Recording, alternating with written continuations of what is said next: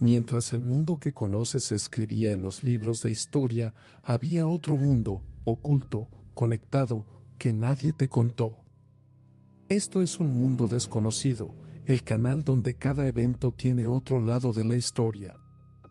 Si te gusta descubrir lo que no aparece en los libros, suscríbete, deja tu like y activa la campana. Cada episodio conecta civilizaciones que creías separadas. Bienvenido al viaje. Hay algo que no encaja.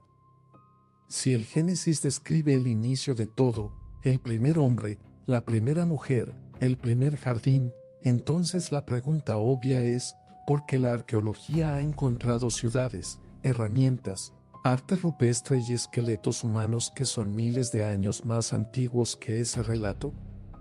No estoy cuestionando la fe de nadie.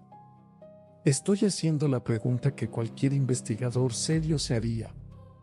¿Y si el Génesis no cuenta el principio de la humanidad, sino algo mucho más interesante? ¿Y si cuenta el momento en que una civilización intentó explicar su propio origen, mientras al mismo tiempo, en otras puntas del planeta, otros pueblos hacían exactamente lo mismo? Lo que vas a escuchar en los próximos 35 minutos cambia la forma en que se lee ese primer capítulo. No porque lo invalide, sino porque lo pone en un contexto que nadie te mostró. Y ese contexto empieza con un dato que la mayoría desconoce. El Génesis no fue escrito al principio de los tiempos. Eso es un hecho que cualquier biblista serio reconoce. Fue compilado siglos, y en algunos casos milenios, después de los eventos que describe. Hoy la comunidad académica, incluyendo teólogos e historiadores, acepta lo que se conoce como la hipótesis documentaria. Es una teoría propuesta originalmente por Julius Wellhausen en el siglo XIX y refinada durante más de 100 años de investigación. ¿Qué dice? Que el Génesis no fue escrito por una sola persona. Es una compilación de al menos 4 tradiciones literarias distintas. La fuente ya vista, que muchos datan alrededor del siglo X a.C. La fuente eloísta, del siglo VIII. La fuente sacerdotal, escrita durante o después del exilio en Babilonia, entre los siglos VI y V. Y la fuente deuteronomista. Esto significa algo crucial. El relato de Adán y Eva en el jardín del Edén probablemente fue redactado alrededor del año 900 a.C. Y el relato de la creación en 7 días, el que abre el libro, fue añadido después, durante el exilio babilónico, alrededor del 500 a.C. ¿Por qué importa esto? Porque cuando esos escribas hebreos pusieron estas palabras en un papiro, no estaban en un mundo vacío. Mesopotamia ya tenía ciudades con decenas de miles de habitantes. Egipto había construido las pirámides hacía más de 2000 años. En India circulaban textos filosóficos que se hacían las mismas preguntas sobre el origen del universo. El Génesis no nació en el silencio. Nació en un mundo ruidoso, lleno de historias que competían por explicar lo mismo. Y aquí es donde la historia se pone realmente interesante. Porque esas otras historias se parecen demasiado al Génesis como para ser una coincidencia. En el principio creó Dios los cielos y la tierra. Y la tierra estaba desordenada y vacía, y las tinieblas estaban sobre la faz del abismo, y el Espíritu de Dios se movía sobre la faz de las aguas. Es una de las aperturas más poderosas de la literatura universal. Pero un investigador se detiene en un detalle que la mayoría pasa por alto. Todo empieza con agua. No con tierra. No con fuego. No con un vacío abstracto. Con agua. Un océano primordial, oscuro, caótico. ¿Por qué? ¿Por qué una civilización del desierto elige el agua como punto de partida de la existencia? Retengamos esa pregunta. El texto continúa. Dios separa la luz de las tinieblas. Separa las aguas de arriba de las aguas de abajo. Crea el firmamento. La tierra seca emerge. Aparecen las plantas, los animales, las estrellas. Y entonces llega el momento central de todo el relato. Formó al hombre del polvo de la tierra y sopló en su nariz aliento de vida. Y fue el hombre un ser viviente. Polvo de la tierra más aliento divino. Materia más espíritu. Es una imagen poética extraordinaria. Pero también es una imagen que ya existía en otra parte del mundo, siglos antes de que se escribiera el Génesis. Y eso nos lleva a Babilonia. En 1899, un equipo de arqueólogos recuperó de las ruinas de Nínive un conjunto de tablillas de arcilla cubiertas de escritura cuneiforme. Estaban en la biblioteca del rey Asurbanipal, destruida en el año 612 a.C. Cuando las descifraron, lo que encontraron cambió para siempre el estudio del Génesis. Era el Enuma Elish, el poema babilónico de la creación. Y las similitudes con el Génesis eran imposibles de ignorar. En el Enuma Elish, todo también empieza con agua. Un océano primordial, caótico, sin forma. Las aguas dulces de Apsu y las aguas saladas de Tiamat mezcladas en un solo cuerpo. ¿Recuerdas la pregunta? ¿Por qué el Génesis empieza con agua? Ahora empieza a tener sentido. En el relato babilónico, el dios Marduk derrota a Tiamat, la diosa del océano, y divide su cuerpo en dos mitades. La mitad superior se convierte en el cielo. La mitad inferior se convierte en la tierra. Separación de aguas. Cielo arriba. Tierra abajo. Es exactamente la misma estructura que el Génesis. Después, Marduk ordena las estrellas, crea la luna para medir el tiempo, establece las estaciones. Y finalmente, crea a los seres humanos. Pero aquí hay una diferencia fundamental. En Babilonia, los humanos se crean de la sangre de un dios rebelde que fue ejecutado. El propósito de la humanidad, según los babilonios, es servir a los dioses. Ser sus esclavos. En el Génesis, el humano se crea del polvo de la tierra, sí, pero recibe el aliento directo de Dios. Y no es un sirviente. Es creado a imagen de Dios. Mismo esquema narrativo. Mismo orden de eventos. Misma región geográfica. Pero una diferencia teológica radical. ¿Qué significa esto? ¿El Génesis copió a la Enuma Elish? No necesariamente. Pero la evidencia sugiere que los autores del Génesis conocían esta tradición. Y deliberadamente la reescribieron para transmitir un mensaje completamente distinto. No somos esclavos de los dioses. Somos su imagen. Pero Babilonia no es el único caso. En Egipto, el dios Atum emerge de un océano primordial llamado Nan. Crea el mundo separando el cielo de la tierra. Los humanos nacen de sus lágrimas, un juego de palabras en egipcio antiguo donde las palabras para lágrima y humano son casi idénticas. En India, el Nasadiya Sukta del Rig Veda, compuesto entre el 1500 y el 1200 a.C., dice, y lo cito textualmente: no había existencia ni no existencia. No había atmósfera ni cielo más allá. Solo había agua indiferenciada. Y termina con una de las preguntas más extraordinarias de la historia del pensamiento humano. ¿Quién realmente sabe? ¿Quién lo proclamará aquí? ¿De dónde nació esta creación? Los dioses vinieron después. Entonces, ¿quién sabe de dónde surgió? 3 civilizaciones.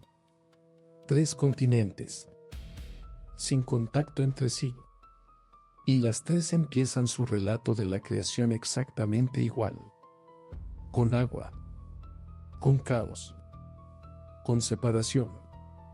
La probabilidad de que sea coincidencia es extremadamente baja. Lo que sugiere es algo mucho más profundo.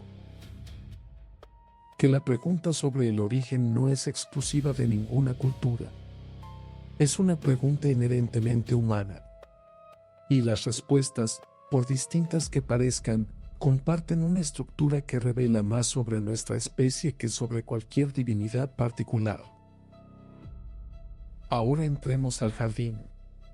El Señor Dios plantó un huerto en Edén, al oriente, y puso allí al hombre que había formado.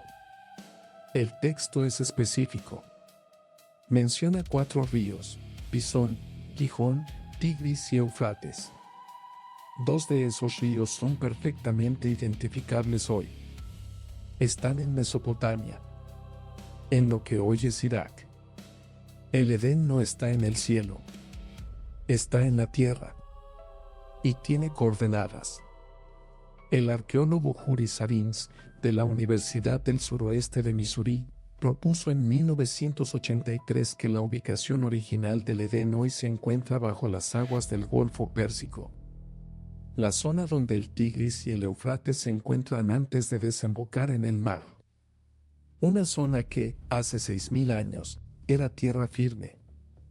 No es una certeza. Es una hipótesis. Pero es una hipótesis basada en geología, no en teología. En ese jardín, el texto describe una abundancia total. Todo árbol agradable a la vista y bueno para comer. Agua en abundancia. Sin esfuerzo. Sin dolor. Sin muerte. Y en el centro del jardín, 2 árboles. El árbol de la vida. Y el árbol de la ciencia del bien y del mal. Adán recibe una sola instrucción. De todo árbol del huerto podrás comer. Mas del árbol de la ciencia del bien y del mal no comerás. Porque el día que de él comieres, ciertamente morirás. Una sola regla. Un solo límite. Toda la libertad del mundo, excepto una cosa. El conocimiento del bien y del mal. ¿Qué significa eso exactamente? Esa pregunta ha generado miles de interpretaciones en 3.000 años. Pero hay una lectura que resulta particularmente interesante desde la perspectiva histórica. Y tiene que ver con lo que estaba pasando en el resto del mundo. Porque el Edén no es el único jardín perfecto de la antigüedad. Mucho antes de que se redactara el Génesis, los sumerios ya hablaban de un lugar llamado Dilmun. Las tablillas que describen Dilmun fueron traducidas por el gran sumeriólogo Samuel Noah Kramer, uno de los académicos más importantes del siglo XX en estudios del antiguo Cercano Oriente. Y lo que encontró es extraordinario. Dilmun era, según los textos sumerios, una tierra donde ningún león mataba, ningún lobo se llevaba corderos, no existía la enfermedad y nadie envejecía. Una tierra pura, limpia, brillante. Suena familiar. Pero espera. Hay más. En el mito de Enki y Ninhursag, fechado aproximadamente en el 2100 a.C., el dios Enki vive en este jardín divino. Y comete una transgresión. Come plantas prohibidas que crecen en el jardín de la diosa Ninhursag. Plantas prohibidas. En un jardín divino. Comidas por el primer ser inteligente del relato. Ninhursag lo maldice con 8 enfermedades, una por cada planta que comió. Y después, para curarlo, crea 8 diosas sanadoras. Una de ellas se llama Ninti. Ahora, aquí viene algo que cuando lo lees por primera vez parece imposible. En sumerio, la palabra Ninti tiene un doble significado. Puede traducirse como la señora de la costilla o como la señora que da vida. Es un juego de palabras que solo funciona en sumerio. Eva, en hebreo, viene de Haba, que significa la que da vida. y según el Génesis, fue creada a partir de la costilla de Adán. Costilla y vida. Las dos ideas unidas en un mismo personaje. En sumerio y en hebreo. Separados por más de 1000 años. Samuel Noah Kramer fue el primero en notar esta conexión en su libro History Begins at Sumer, publicado en 1956. Desde entonces, la conexión lingüística Nin-Tieva ha sido estudiada y debatida por decenas de académicos. No hay consenso total, pero la similitud es demasiado precisa para descartarla. Y esto abre una pregunta más amplia. Prácticamente toda civilización antigua que conocemos tiene un relato sobre un tiempo perfecto que se perdió. Los griegos tenían la Edad de Oro, descrita por Hesíodo alrededor del 700 a.C.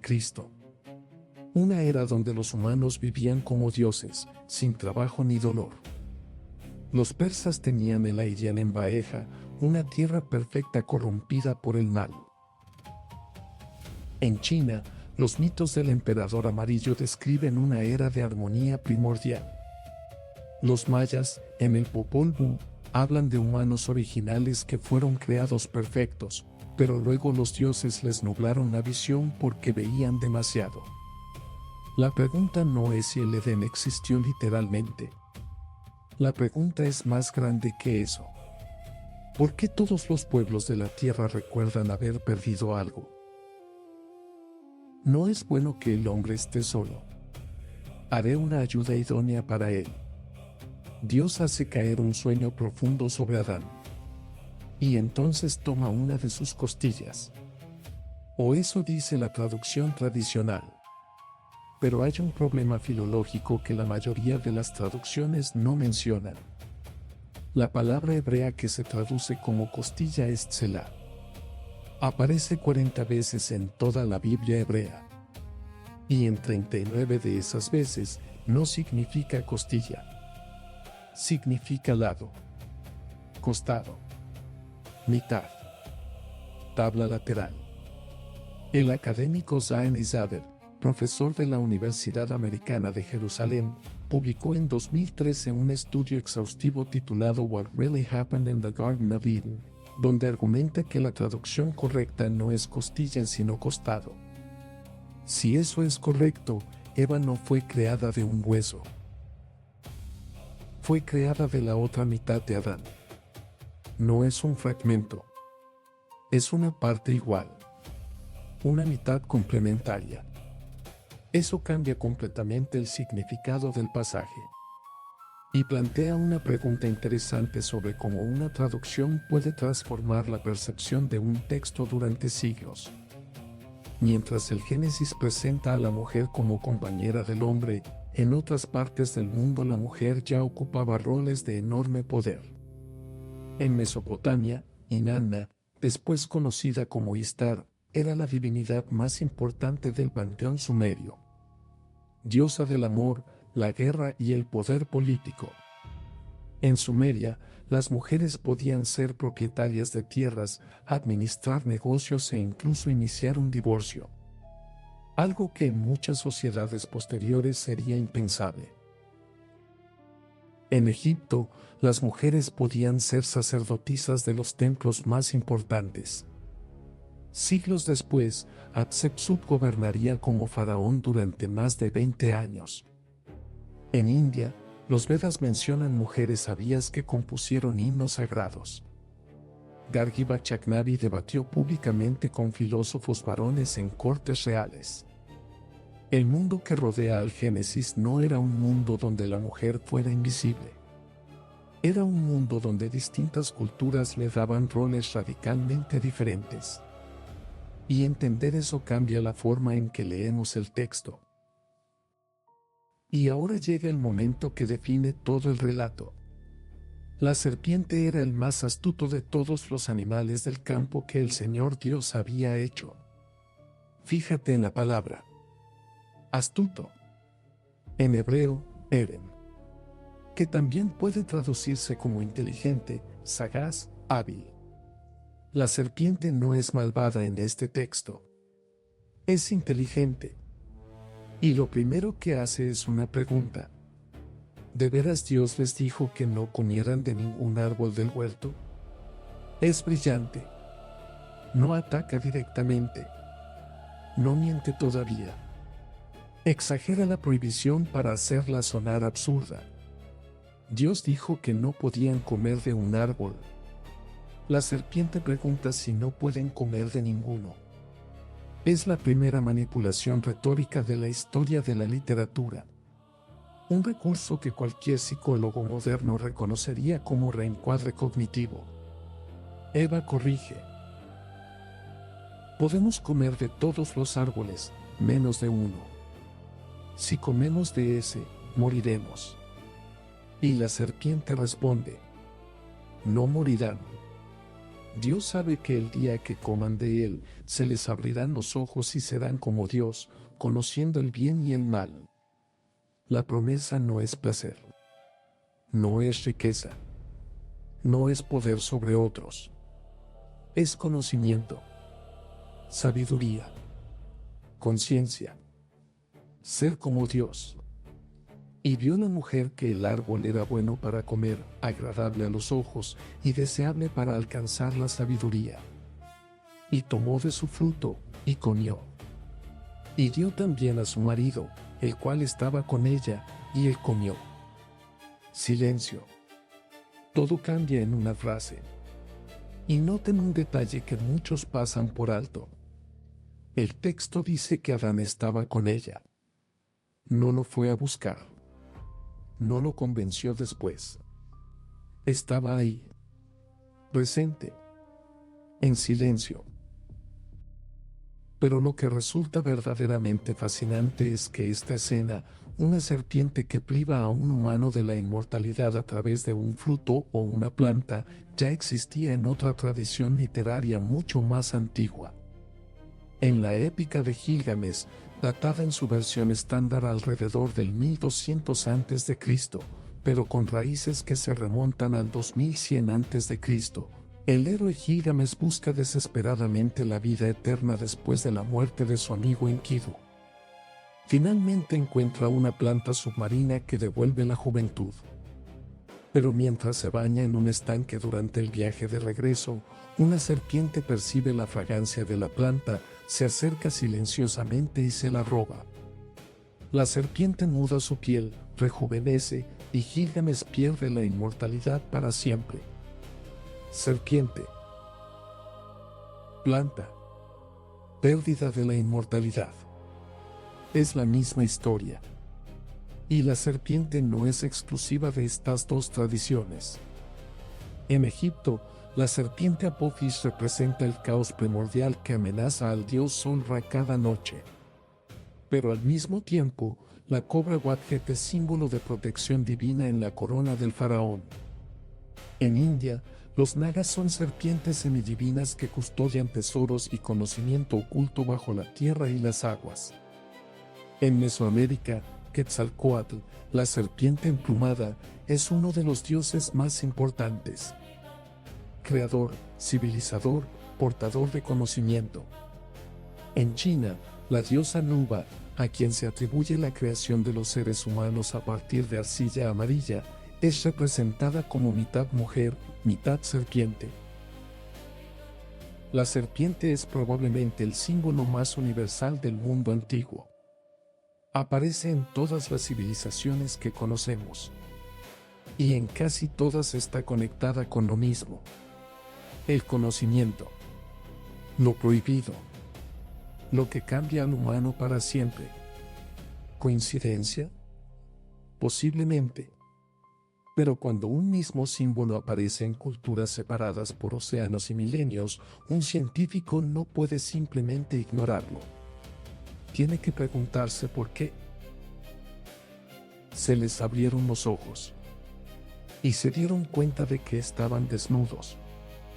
Es una frase que parece simple. Pero no lo es. No es que antes no tuvieran ropa. Es que antes no tenían conciencia de sí mismos. No se veían. No se juzgaban. No sentían vergüenza. Lo que el texto describe no es un cambio de vestimenta, es un cambio de conciencia. El nacimiento de la autoconciencia humana. La capacidad de verse a uno mismo desde afuera. De juzgarse. De sentir que algo está mal. Se cubren con hojas de higuera. Y entonces escuchan algo. Escucharon la voz del Señor Dios que se paseaba en el huerto, al aire del día. Y el hombre y su mujer se escondieron. Y Dios pregunta: ¿dónde estás? Es la primera pregunta de Dios en la Biblia. Y no es una pregunta geográfica. No necesita un GPS. Es una pregunta existencial. ¿Dónde estás? ¿Qué hiciste? ¿En qué te convertiste? Adán responde: tuve miedo, porque estaba desnudo, y me escondí. Y Dios pregunta: ¿quién te dijo que estabas desnudo? ¿Comiste del árbol que te dije que no comieras? Lo que sigue es la primera cadena de culpa registrada en la historia. Adán señala a Eva: la mujer que tú me diste, ella me dio del árbol y yo comí. Eva señala a la serpiente: la serpiente me engañó y comí. Nadie asume responsabilidad. Cada uno apunta al siguiente. Un patrón que, 3000 años después, seguimos repitiendo. Y entonces vienen las consecuencias. A la serpiente: maldita serás entre todos los animales. Sobre tu vientre te arrastrarás y polvo comerás todos los días de tu vida. A Eva: multiplicaré los dolores de tus partos. Con dolor darás a luz a tus hijos. A Adán: maldita será la tierra por tu causa. Con sudor comerás el pan hasta que vuelvas a la tierra. Porque polvo eres, y al polvo volverás. Polvo eres, y al polvo volverás. Con esa frase, la inmortalidad se desvanece. Y la historia humana, con todo su peso, comienza. Y el Señor Dios dijo: he aquí el hombre es como uno de nosotros, sabiendo el bien y el mal. Ahora, pues, que no alargue su mano, y tome también del árbol de la vida, y coma, y viva para siempre. Hay un detalle en esta frase que la mayoría no nota. Dios no los expulsa solamente como castigo. Los expulsa para evitar que coman del otro árbol, el de la vida eterna. El conocimiento ya lo tienen. Ya saben distinguir el bien del mal. Lo que Dios no permite es que también tengan la inmortalidad. Conocimiento más inmortalidad. Eso los haría como dioses. Puso al oriente del huerto de Edén querubines y una espada encendida que se revolvía por todos lados para guardar el camino del árbol de la vida. La puerta se cierra. El paraíso se pierde. Y afuera del jardín, el mundo entero los espera. ¿Pero qué mundo es ese?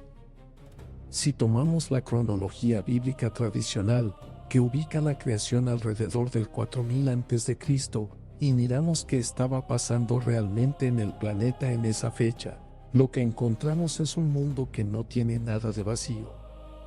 En Mesopotamia, la ciudad de Uruk ya tenía alrededor de 40.000 habitantes. Es uno de los asentamientos urbanos más antiguos que conocemos. Allí se estaba desarrollando la escritura cuneiforme, uno de los inventos más trascendentales de la historia humana. Se construían templos enormes dedicados a la diosa Inanna. Había cerveza, agricultura de irrigación, comercio a larga distancia y una burocracia administrativa que requería llevar registros. Por eso necesitaron la escritura. En Egipto, las comunidades a lo largo del Nilo se estaban organizando en estructuras políticas cada vez más complejas. En pocos siglos, un líder conocido como Narmero Menes unificaría el Alto y el Bajo Egipto y daría inicio a una de las civilizaciones más duraderas e impresionantes de la historia. En el Valle del Indo, los asentamientos que eventualmente se convertirían en las grandes ciudades de Harappa y Mohenjo-Daro ya estaban en marcha. Estas ciudades tendrían sistemas de alcantarillado, urbanismo planificado y una escritura que todavía no hemos logrado descifrar. En China, la cultura Yanzhou cultivaba mijo y arroz, fabricaba cerámica pintada con diseños geométricos sofisticados y construía aldeas organizadas con estructuras comunales. En Europa, se levantaban los primeros monumentos megalíticos. Karnak en Francia. Newgrange en Irlanda. Stonehenge, en Inglaterra, estaba a punto de comenzar a construirse. Estructuras que requerían conocimiento astronómico, ingeniería y organización social compleja. Y en América, las primeras civilizaciones empezaban a tomar forma. Caral Supe, en la costa de Perú, es considerada una de las civilizaciones más antiguas del continente americano, con una fecha que podría remontarse al 3000 a.C. El mundo no estaba vacío. Estaba lleno de vida, de construcción, de innovación, de preguntas. Y muchos de estos pueblos contaban su propia versión del paraíso perdido, sin haberse conocido jamás. Hay una hipótesis que merece mención. Varios investigadores, entre ellos Jack Cauvin en su trabajo sobre el nacimiento de los dioses y la agricultura, y más recientemente Yuval Noah Harari en Sapiens, han propuesto una lectura alternativa de la expulsión del Edén. La sentencia de Adán, con el sudor de tu rostro comerás el pan, describe con una precisión notable lo que la arqueología llama la revolución agrícola.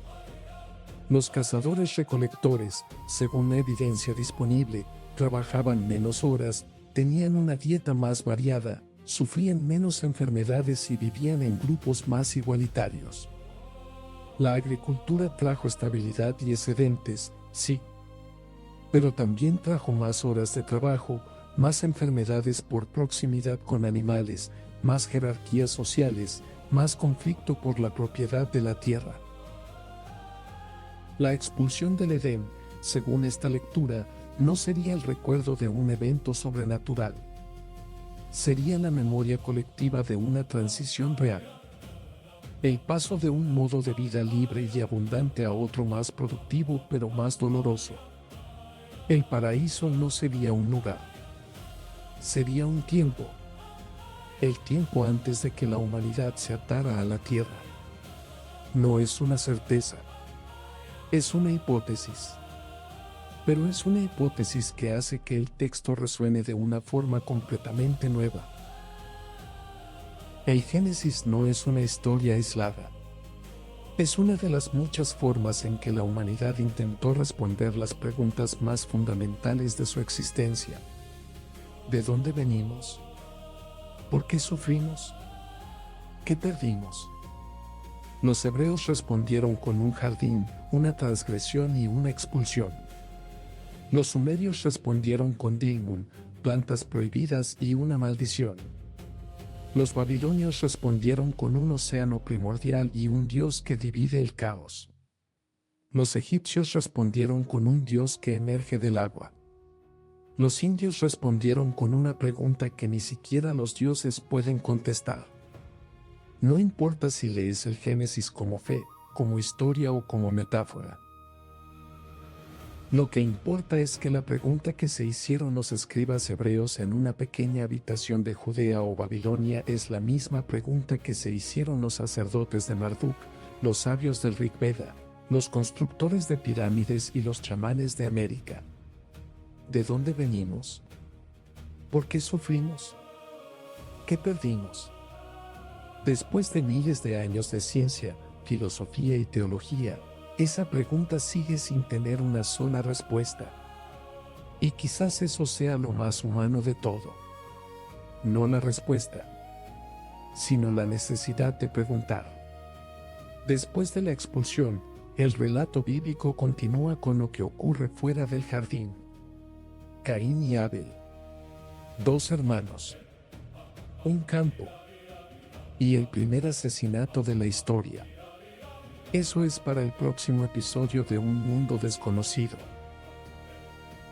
Si llegaste hasta acá, gracias por quedarte. Este tipo de contenido lleva muchas horas de investigación y producción. Si te gustó, déjanos un like. Suscríbete al canal y activa la campana para no perderte lo que viene.